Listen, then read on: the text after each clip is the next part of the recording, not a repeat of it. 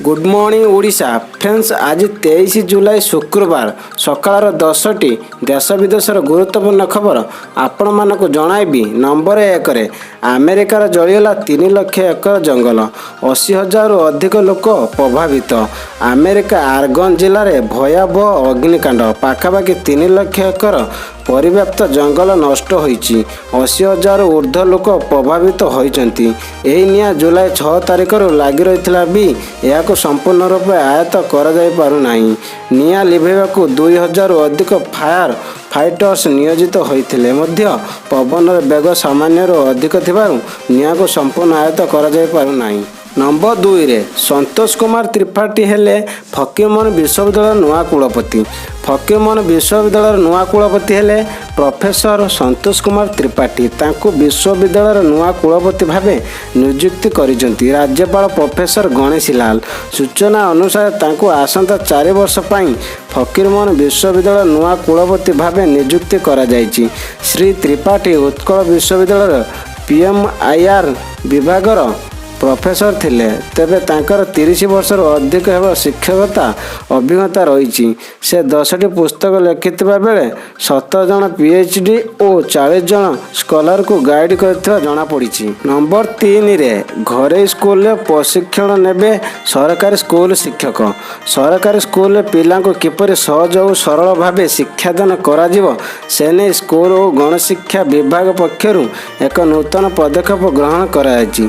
राज्य घरे तथा सरकारी अनुदान प्राप्त विद्यालय रे पाठपढ़ा शैली एवं शिक्षादान प्रणाली संपर्क सरकारी स्कूल शिक्षक को अवगत करा जिवो। सरकारी स्कूल गुड़िकर निर्दिष्ट समय मध्य कोर्स शेष होता बेले दक्ष शिक्षक मध्य नियुक्ति होती।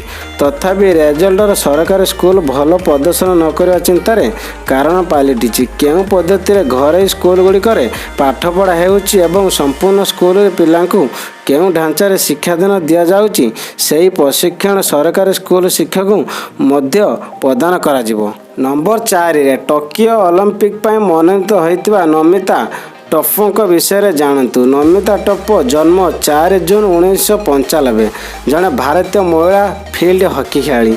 से ओडिशार सुंदरगढ़ जिला राजगांगपुर ब्लॉक अंतर्गत जौरमाला ग्राम जन्मग्रहण करथिले। से थप्पा बापा और चक्रवर्ती थप्पा माँ झील। से पानपोषा राउरकेला स्पोर्ट्स हॉस्टल पूर्वतन छात्री। से 93टी अंतर्जातीय प्रतियोगिता खेली 4टी गोल्ड देइछंती। नंबर 5 रे कोरोनार द्वितीय लहरी, मनीष देह मासे पर्यंत रोचे भाइरस। कोरोना संक्रमण एवं कमिबारे लगी। आगामी दिन में लोकंकर व्यवहार वैक्सीनेशन और भाइरस जदि रूप बदलाई ताला कोरोनार तृतीय लहरी आसबार संभावना रही बोली कहते ILS निर्देशक अजय परिड़ा।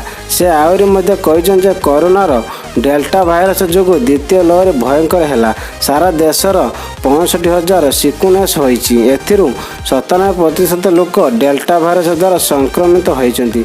ओडिशार 93% लोक डेल्टा भाइरस द्वारा संक्रमित होती। नंबर 6 रे निलंबित हेले टोकियो ओलंपिक्स डायरेक्टर। हॉस्टल को ठट्टा करने पड़े महंगा।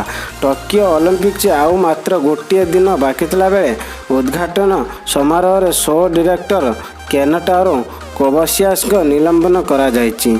हालस्टोक्स ठट्टा करवा तांको महंगा पड़ा बोली कहा जायछि। 1990 रे केनाटारे कोबासियस को एक वीडियो फुटेज जारी है पर ओलंपिक आयोजक पक्षर एपरी पदक्षेप निया जायछि। नंबर 7 रे सप्तम पर्यायर भारत को आसला 3टी राफेल विमान। पश्चिमबंगर हासीमारा एयरबेस हेब नियोजित। बुधवार राति 3टार भारत में पहुंची 3टी युद्ध विमान राफेल। या मिसाई भारत को 24टी राफेल विमान मिली। एवं आसीथिबा 3टी राफेल विमान को पश्चिमबंग हासीमारा एयरबेस ठारे नियुक्त करा जाय बोली कहा जायछि।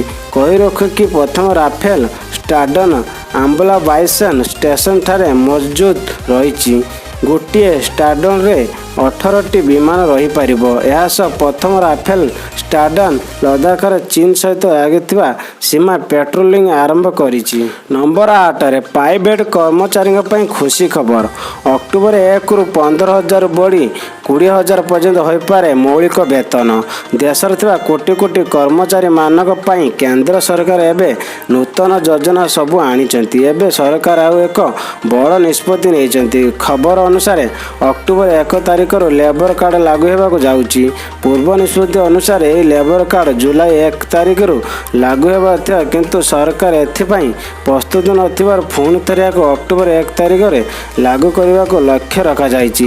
ଆଉ ଯଦି ଅକ୍ଟୋବର 1 ତାରିଖରେ ଲେବର କାର୍ଡ଼ ଲାଗେ, ତେବେ ତାହେଲେ କର୍ମଚାରୀଙ୍କ ମୌଳିକ ଦରମା 15,000 ଟଙ୍କାରୁ ବୃଦ୍ଧି ପାଇ 21,000 ଟଙ୍କା ପର୍ଯ୍ୟନ୍ତ ହୋଇପାରେ। ନମ୍ବର 9ରେ ଭାରତ ସମ୍ମୁଖରେ ଆତ୍ମସମର୍ପଣ କରିଥିଲା ପାକିସ୍ତାନ। ଆଫଗାନିସ୍ତାନ ଉପରାଷ୍ଟ୍ରପତି ସେୟାର କଲେ ଫଟୋ। ଜୁଲାଇ 22 ତାଲିବାନର ସମର୍ଥନ କରୁଥିବା ପାକିସ୍ତାନ ଉପରେ ଆଫଗାନିସ୍ତାନର ଉପରାଷ୍ଟ୍ରପତି ଅମରୁଲ୍ଲାହ ସାଲେହ କଟାକ୍ଷ କରିଛନ୍ତି, ଯାହାକୁ ଦେଖି ପାକିସ୍ତାନୀ ନାଗରିକଙ୍କୁ କିଛି ଦିନ ପର୍ଯ୍ୟନ୍ତ ନିଦ ଆସିବ ନାହିଁ। ସାଲେହ ପାକିସ୍ତାନୀ ସେନାର ଭାରତୀୟ ସେନା ସମ୍ମୁଖରେ ଆତ୍ମସମର୍ପଣ କରିଥିବା ଫଟୋ ସେୟାର କରିଛନ୍ତି। ଏହି ଫଟୋ ସେୟାର କରିବା ସହିତ ସେ ଲେଖିଛନ୍ତି ଯେ ଆମ ଇତିହାସରେ କେବେ ବି ଏଭଳି ଫଟୋ ନାହିଁ କି ହେବ ନାହିଁ। ସୂଚନା ଅନୁସାରେ ପାକିସ୍ତାନ ପୁରା ଉଦ୍ୟମ କରିଛି ଯେ ଆଫଗାନିସ୍ତାନ ପୂର୍ବଭଳି ସ୍ଥିତିରେ ପହଞ୍ଚି ଯାଉ। ଏଥିପାଇଁ ତାଲିବାନକୁ ପାକିସ୍ତାନ ସମର୍ଥନ କରୁଛି। ନମ୍ବର 10ରେ ଆଦର୍ଶ ବିଦ୍ୟାଳୟରେ ନିଯୁକ୍ତ ହେଲେ 700 ଶିକ୍ଷକ। ଅଗଷ୍ଟ 7 ସାକ୍ଷାତକାର। ରାଜ୍ୟରେ ଥିବା 214 ଆଦର୍ଶ ବିଦ୍ୟାଳୟରେ ନିଯୁକ୍ତ ହେବ 700 ଶିକ୍ଷକ। ଶିକ୍ଷକ ପଦ ପୂରଣ ପାଇଁ ପ୍ରକ୍ରିୟା ଶେଷ ପର୍ଯ୍ୟାୟରେ ପହଞ୍ଚିଛି। ଏହି ପଦ ପୂରଣ ପାଇଁ ଲିଖିତ ପରୀକ୍ଷା ଶେଷ ହୋଇଥିଲା ବେଳେ ସାକ୍ଷାତକାର ଆସନ୍ତା 7 ତାରିଖରେ ଅନୁଷ୍ଠିତ ହେବ। କରୋନା ଯୋଗୁଁ ଦୀର୍ଘଦିନ ଧରି ସାକ୍ଷାତକାର ହୋଇନଥିଲା। ସ୍ୱତନ୍ତ୍ର ରିଲିଫ ଆୟୁକ୍ତ ସାକ୍ଷାତକାର ପାଇଁ ଅନୁମତି ଦେଇଛନ୍ତି। କରୋନା କଟକଣା ମଧ୍ୟରେ ସାକ୍ଷାତକାର ଅନୁଷ୍ଠିତ ହେବ।